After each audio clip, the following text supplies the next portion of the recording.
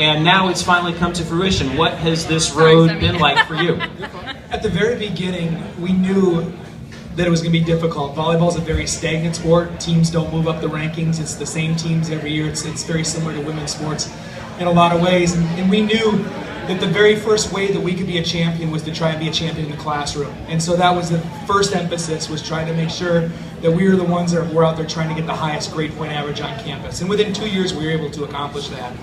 And so it was all about establishing a championship culture. And then practice and expectations and a lot of the things that the players kind of through their head right now. They're going, oh my gosh, I remember that, that's so hard. But all that was part of our culture, and we knew that someday we were going to put ourselves in a position. I'll tell you what, we did something special this year with this group is once every 4 years the NCAA allows you to take an international tour. And so this year we went out and we raised almost $40,000 or so. We took the team and we went up to Canada and played against the Canadian national team who was preparing for World Championships. Played against them every day for almost a week and watched ourselves improve every single day. When we came out of that trip, I knew that we had a pretty good chance at coming in and being really competitive this year. But it turns out that that trip was the difference between us winning this conference and not. Because I felt like we had a great team this year, but there were a lot of great teams in the AAC. And we won a lot of matches in 5 sets. And those 5 setters, I turn around and I look right at that trip to Canada and I say, that Canadian trip was the difference. That's what helped us put us over on the top. So. Oh, Canada. That's right, and they did. And it was a great team building experience for us, a great training experience for us, and we had to play top 25 matches every single day. And that was the big difference between, making it and not making it. Now here we are, we're a top 25 team. I think we were RPI to 24, 25 when I looked this morning. So really proud of where we were, long road. Wouldn't change a single thing for anything. I'm so proud of my team. I'm so proud of my staff.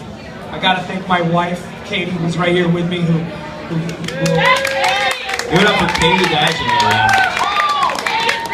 Katie's put up with a person that's not always a lot of fun to be around, especially in season, as the players will attest to. And what? Well, and she's done a great job of raising Luke and Jossie alone sometimes when I'm gone and in the office late. So big kudos to my wife for helping us get to where we are. When there was a point, now you're a Green Bay Packers fan, a huge Packers fan. I know you're happy today. And I want to call your attention back to a moment.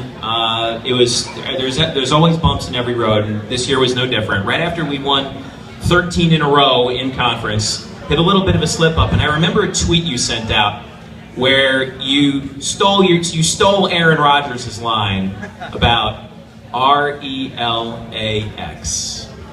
relax, we're fine.